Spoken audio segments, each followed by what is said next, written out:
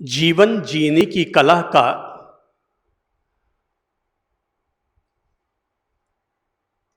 पहला और आखिरी मंत्र है सत्यम शिवम सुंदरम। कोई व्यक्ति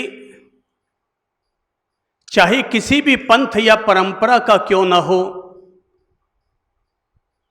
पर हर किसी पथिक को जीवन जीने के लिए एक ही पथ अपनाना चाहिए और वो है सत्यम शिवम सुंदरम। सत्यम यानी सच्चाई, शिवम यानी भलाई और सुंदरम यानी अच्छाई।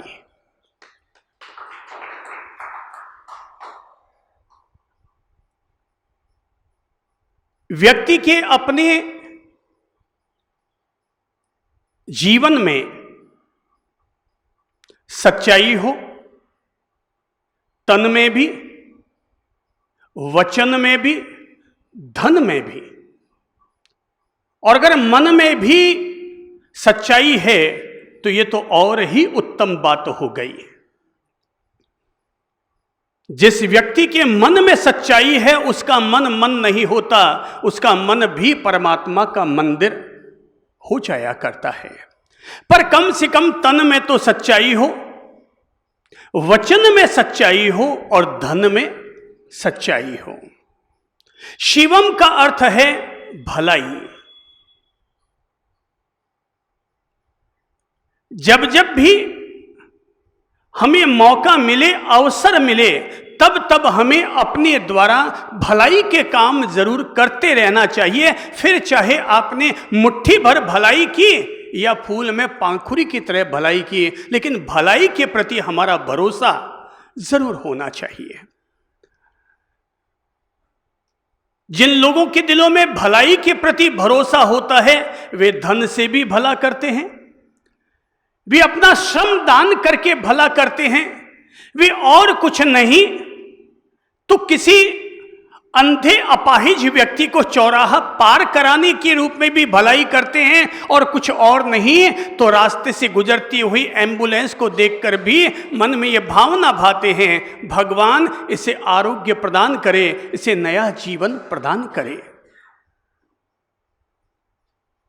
तो पहला है सच्चाई, दूसरा है क्या है बोलो, भलाई, और तीसरा है अच्छाई, सुंदरम। निश्चित तौर पर अगर किसी व्यक्ति का चेहरा सुंदर है, नाक नक्श अच्छे हैं तो बहुत ही अच्छा नजर आएगा। पर जब हम यहां सुंदरम की बात करते हैं तो यहां सुंदरम का अभिप्राय है जीवन में अच्छाई के साथ, अच्छे सद्गुणों के साथ, अच्छे स्वभाव के साथ। और जिन लोगों में सद्गुण अच्छे होते हैं वे सांवले हों तो भी सुहाते हैं और गोरे हों तो और ज्यादा सुहाते हैं। तो सत्यम शिवम सुंदरम, सच्चाई, भलाई और अच्छाई, ये त्रिवेणी है।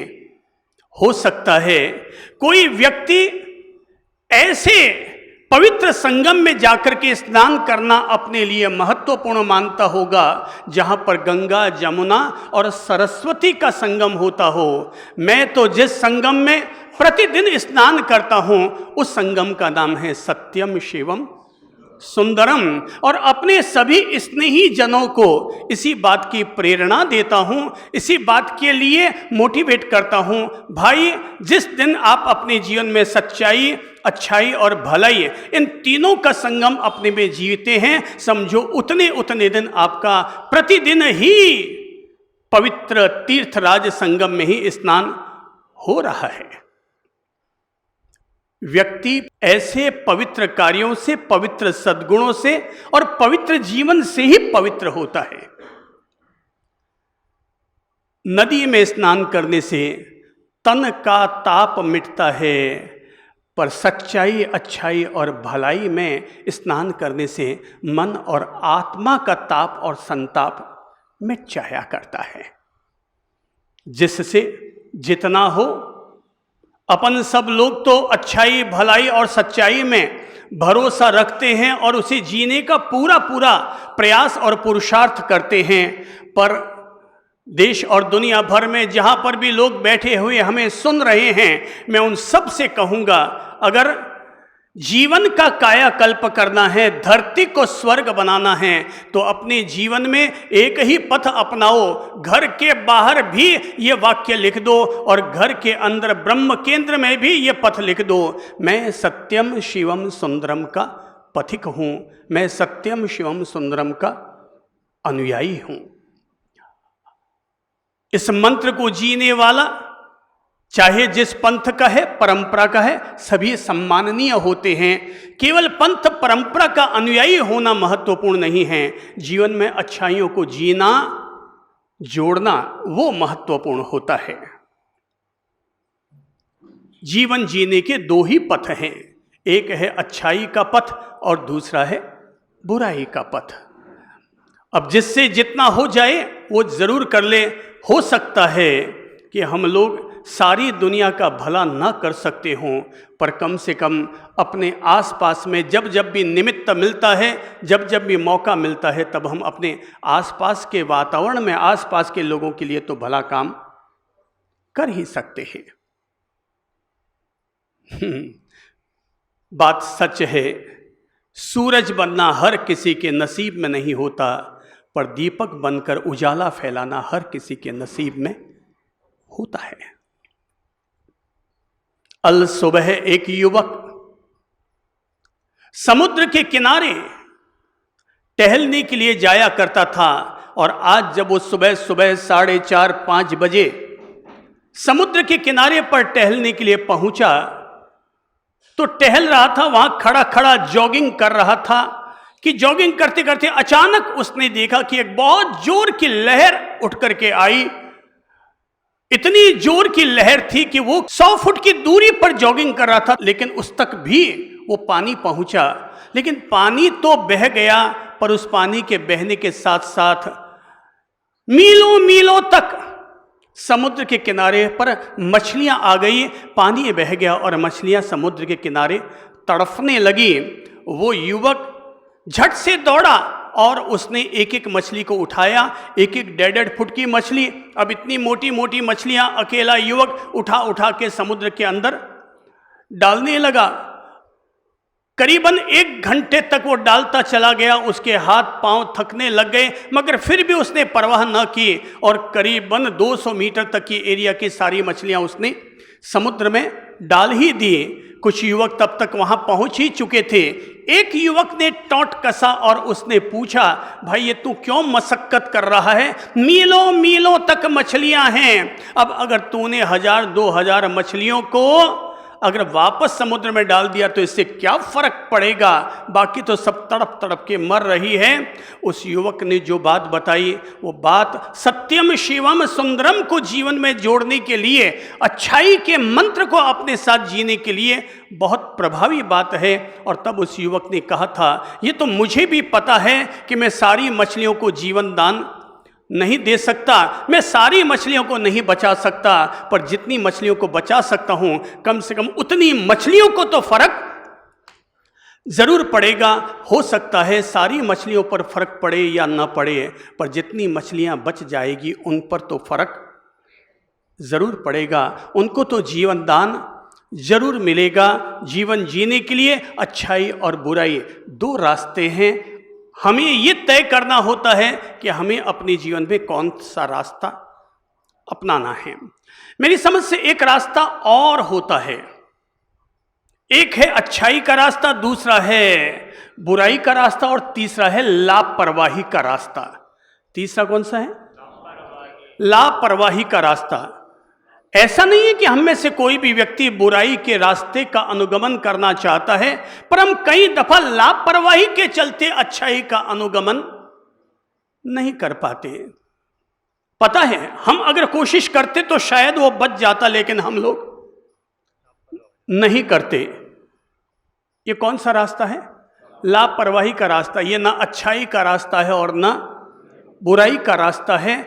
मेरा ये मानना है कि एक लापरवाही को अगर आदमी छोड़ता है और थोड़ी सी भी अपने जीवन में अवेयरनेस लाता है, थोड़ी सी भी अगर सजगता और अपने जीवन के साथ जोड़ता है, तो बिना किसी प्रयास के भी आदमी और अधिक अच्छाई करने के लिए तत्पर हो जाएगा। अच्छाई का रास्ता तो बिल्कुल ऐसा है जैसे कि LIC को होता है। LIC जीवन के साथ भी काम आता है और जीवन के बाद भी काम आता है। हम में से कोई भी व्यक्ति कभी भूलता ही नहीं है कि जैसा हम बोएंगे वापस वैसा ही हमें पाना है, मिलना है या सामना करना है। तो अच्छाई का रास्ता LIC की तरह होता है, जीवन के साथ भी काम देता है और जीवन के बाद भी काम देता है। लेकिन बुराई का रास्ता रोमिंग की तरह होता है, सुनो तो भी खर्चा देना पड़ता है और कुछ कहो तो भी खर्चा देना पड़ता है। रास्ता अच्छाई का है, बुराई का रास्ता इंसान को हमेशा गर्त की तरफ ले जाता है और अच्छाई का रास्ता हमेशा इंसान को स्वर्ग की तरफ लेकर के जाता है।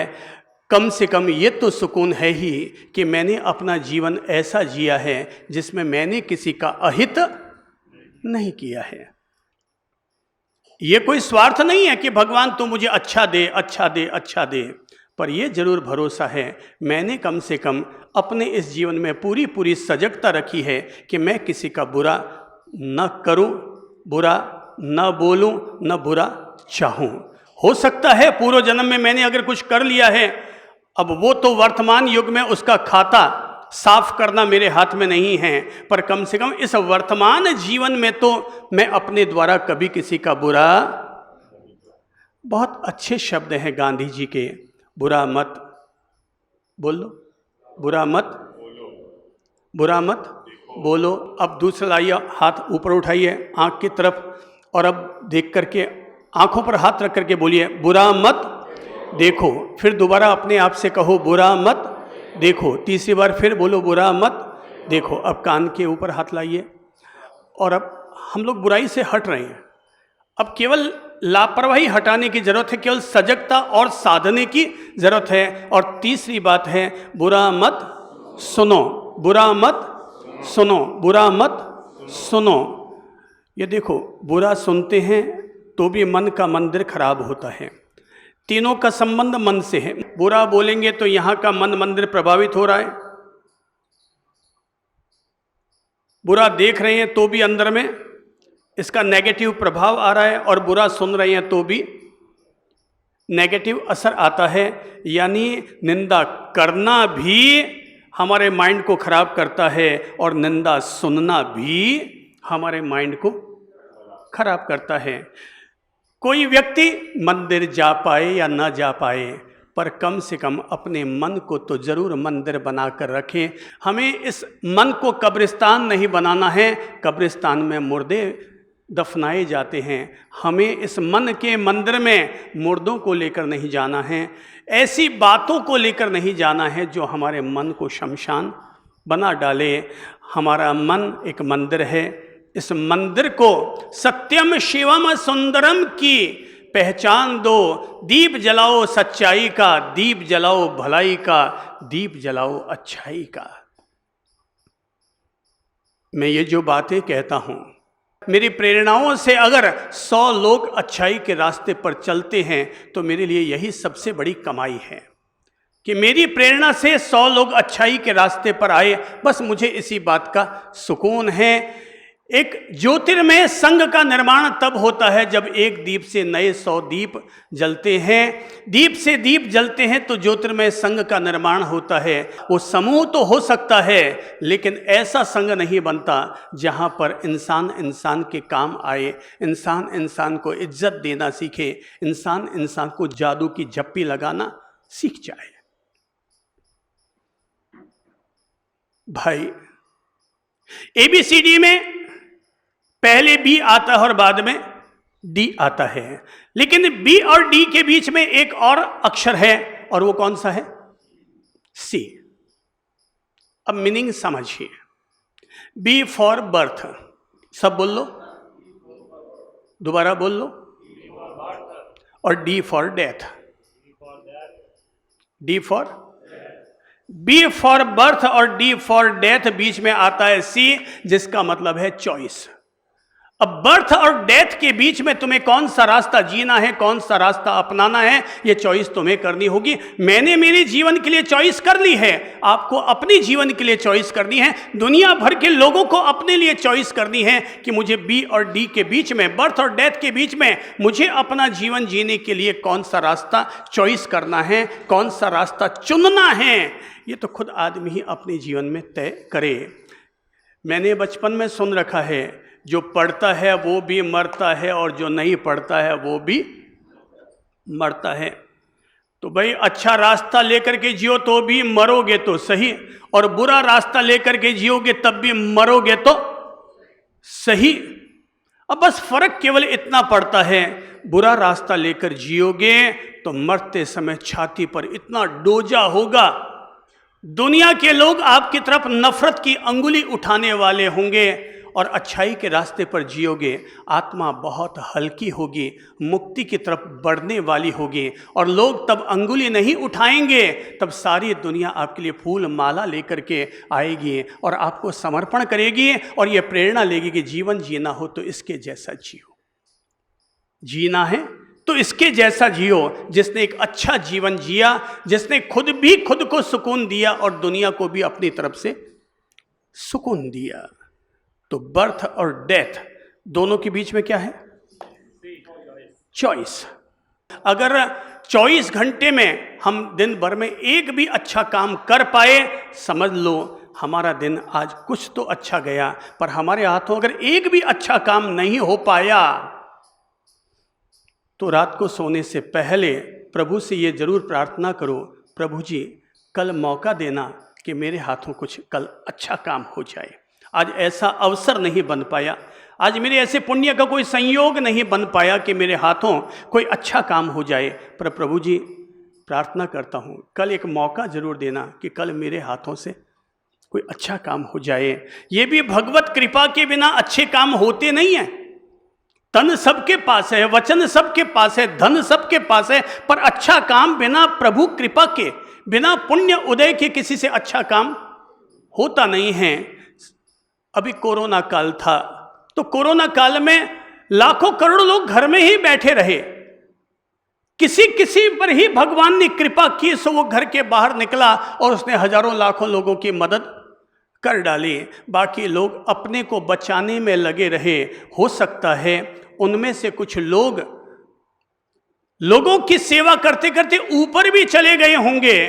तो भाई अमरता का पट्टा तो कोई साथ में लिखा कर लाया नहीं है। मौत तो सबकी होनी है, पर प्रभु कृपा, बाकी लोगों की मौत कमरे में बंद रह करके होती है, पर उन लोगों की मौत लोगों की मदद करते करते, अच्छाई का अनुगमन करते करते होती है। उन लोगों को धरती पर भी अच्छाई का अमृत पिया, और ऊपर चले जाएंगे तो वहाँ पर भी अच्छाई का अमृत पीने को मिलेगा। और जिनको अमृत पीने को मिलता है उन्हीं लोगों को देवत्व मिलता है। देवत्व किसे कहते हैं? जो दिव्य कार्य करता है उसे देवत्व कहते हैं। और हमें तो धरती पर भी बहुत सारे अच्छे अच्छे लोग मिलते हैं, और जब वो मिलते हैं तो हम उनको कहते भी हैं आप तो बिल्कुल देवता के समान हैं। वो कहते हैं सब हम कहाँ देवता हैं। तो हम वापस कहा करते हैं कि जब हम जिन देवताओं को नहीं देखा है उनको देवता मानने के लिए तैयार हो सकते हैं, तो जिनको हमारी दृष्टि, हमारा नजरिया जिनको देवता के रूप में देख रहा है, तो हम उनको देवता क्यों नहीं मान सकते। हो सकता है आसमान में भी देवता हो, पर धरती पर भी देवता हैं। यहाँ पर भी कई लोग ऐसे बैठे हैं जो अपने जीवन में दैवीय गुणों को अपने साथ जीते हैं। इसलिए हमारे सामने अगर लोग बैठे हैं तो ये मत सोचना हमारे सामने केवल इंसान बैठे हैं। मैं कहूँगा हमारे सामने देवता लोग बैठे हैं, और मैं देवताओं से संवाद कर रहा हूँ, देवताओं से बातचीत कर रहा हूँ। अच्छाई का रास्ता और अधिक हम लोग जी सकते हैं अगर हम लोग थोड़ी सी लापरवाही को अपने जीवन से हटा दें। मुझे खुशी है कि मैं जैन हूं। जैन शब्द में 4 अक्षर होते हैं, JAIN। जे यानी जो जतन से जीता है, जागरूकता से जीता है, वो जैन।